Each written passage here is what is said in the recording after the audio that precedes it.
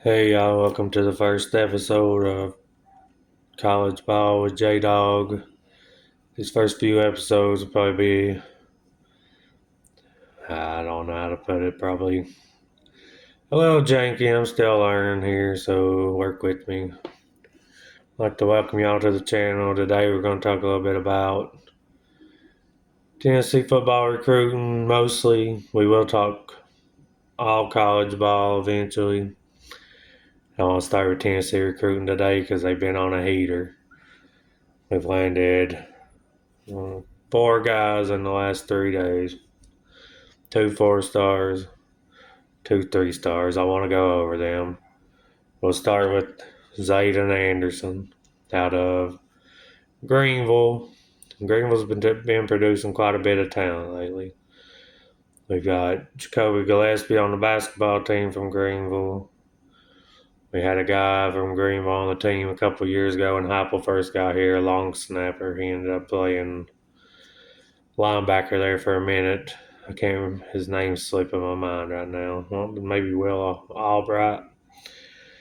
Zayden Anderson, he's a cornerback from Greenville, so that's a big get. He's only a 3 star, but they say he'll probably end up a 4 star. He just didn't camp much this off season. If you know anything about football recruiting or any recruiting, if you don't go to camps, they kind of drop you and won't move you up, which is crazy. Same thing happened to quarterback George McIntyre from last class. He didn't. He was a 5 star. He didn't camp. Then he dropped to a 4 star. So Zayden Anderson, very fast, pretty good size for a corner. Pretty good pickup from Heupel and the staff. We also just landed wide receiver Legend Bay from Texas. He picked us over Texas A&M. Fast guy, 5'9", 170, so kind of a slot guy. Big recruiting win. Up until today, everybody thought he was going to go to Texas A&M. So that was a big win for the staff. He's right on the line, 4 star, 3 star. Like I said, he's one they think will make a jump. And what I really like to do is I look at their offer list.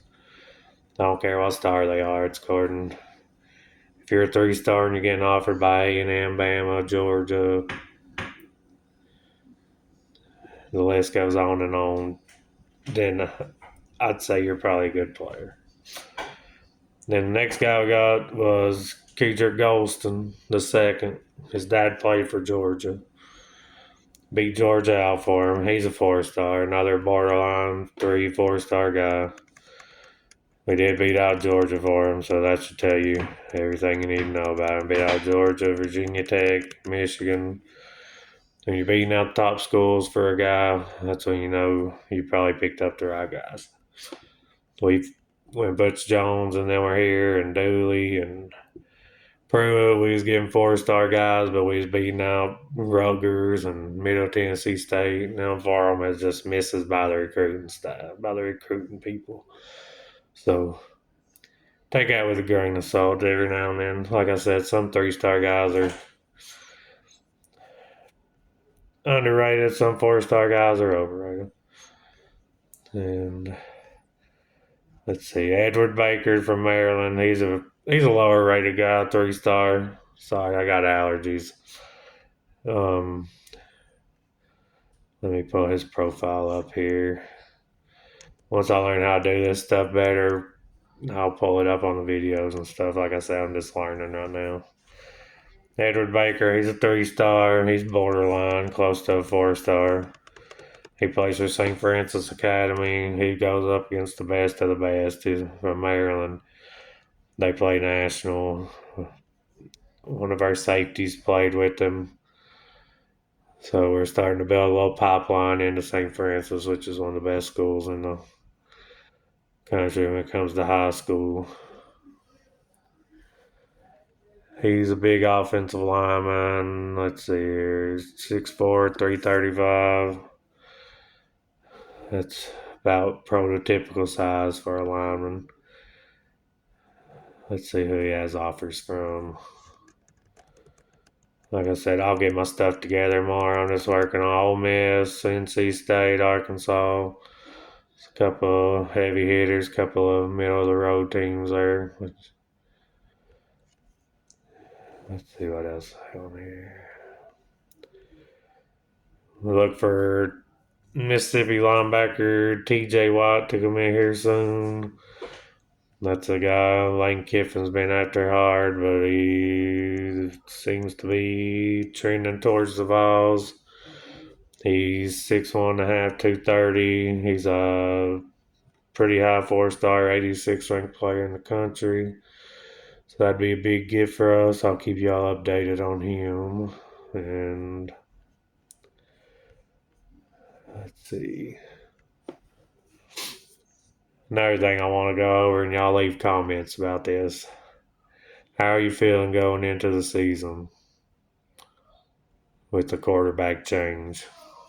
Do you think Heupel did the right thing by letting Nico go and bringing Aguilar in, or do you think Nico should have got more money? Me personally, I think Heupel did the right thing. Nico's making 2.4, 2.5, according to where you hear from. And honestly, his play last year, I don't think he was worth $4 million. Could he have took a step in the right direction and maybe been worth it this year? Sure. But you don't pay people off potential. You pay people off. What am I trying to say? You don't pay people off potential. You pay people off how they play. What they're doing now. If he had played better this year, if he wanted to stay and not go pro, give him $4 million, sure. But no, especially the way his dad act, pimping him out behind our backs. Left a sour taste in my mouth, and I honestly hope that he fails at UCLA. I don't like being that way towards a kid, but I don't even say that about most players that transfer. It's just the way he done it at the end of spring. Basically left us without a quarterback. Yeah, we got Merklinger, but he's a redshirt freshman. McIntyre, he's a freshman. Both those guys are probably going to be really good quarterbacks, but they have no experience, no game time. So I didn't like the way he done it. If he had done it at the end of the season, I might have wished him well. Even though he started all that stuff at the end of the season. He wanted more money. He was threatening to sit out the playoffs. This wasn't a team guy, and I'm kind of glad he's gone. I think he's going to fail at UCLA. His dad called the reporter that brought it up, BITCH, and of course, it turned out to be true. And I think his dad, in the long run, has hurt his kid, but that's a different story for a different day. Nico's still a grown man. Yeah, he's 20 years old. He's old enough. If he wants to stay at Tennessee, he could have stayed and told his dad to kick rocks. But he didn't. So, I hope nothing bad happens to the kid, but as far as him succeeding at UCLA, I hope it don't. And don't sit there and say it's because of our offense. Whenever our offense has been ranked in the top 20, top 15, top 10, year after year with Heupel, and UCLA wasn't even ranked in the top 10 in their own conference. They're ranked in the 60s in the country. Got way less talent. UCLA's under win total right now is 5.5. Ours without Nico's 8.5. So what's that tell you? I think the kid made a bad decision. I think he already regrets it. But you live and you learn. Another guy I'd like to talk about is LSU commit Tristan Keys. He's the number one wide receiver in the country. He says he's committed to LSU, but he also says he's still got a decision to make. So that tells me he's not necessarily committed to LSU. So Austin Price, I don't know if you know who he is. He's from VolQuest. He said that he likes our chances to flip him. So we'll have to keep an eye on that. Literally number 4 player in the country, number 1 receiver. 6'3", 180 from Mississippi. Lane Kiffin's after him hard. Miami's after him hard. Alabama's after him hard. We're after him hard. And Tom Loy from 24/7 Sports, he's still got a crystal ball prediction for the Vols to land him. So that's what we'll keep an eye on. I'll keep y'all updated. I'll try to do a video every day, if not every other day. And they'll get a little better as I go. Like I said, I'm just learning. I'm going to try to learn how to put stuff on the screen for y'all, so I'm not just sitting here talking to y'all. I'm looking over at my laptop screen as we go. So I wanted to kind of touch base with y'all and tell y'all how the podcast will go as the season goes on. Gets closer to the season, we'll start doing some win projections for teams, mostly probably SEC and Big Ten, but I will throw some other teams in there, and I'll start giving y'all some news on other teams. Kind of like Michigan, they got a bunch of stuff going on with the signs still, and their coach suspended for 2 games right now, but they're still being investigated. And I hope they honestly get drilled, because if you haven't heard about it, whenever Hooker was there and we had only lost to Georgia and we was on our way to the playoffs, and South Carolina had scored 13 points in 2 games total, 7-6, and then we played them at home. They wore wristbands, scored 63 points on us, and was always in the right play at the right time. But then it comes out the Connor Stallions from Michigan, the sign stealer guy, had contacted them and gave us all of our signs, and that's why we lost to them.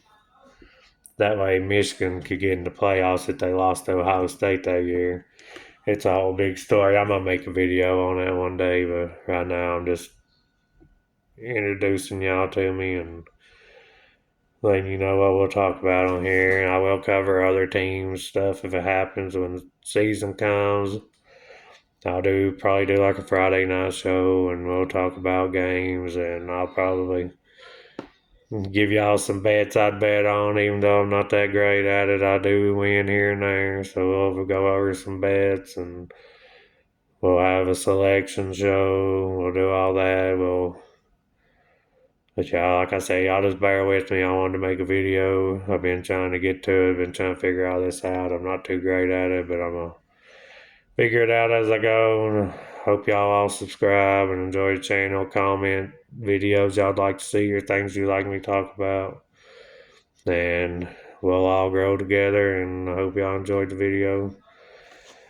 Thank y'all for watching.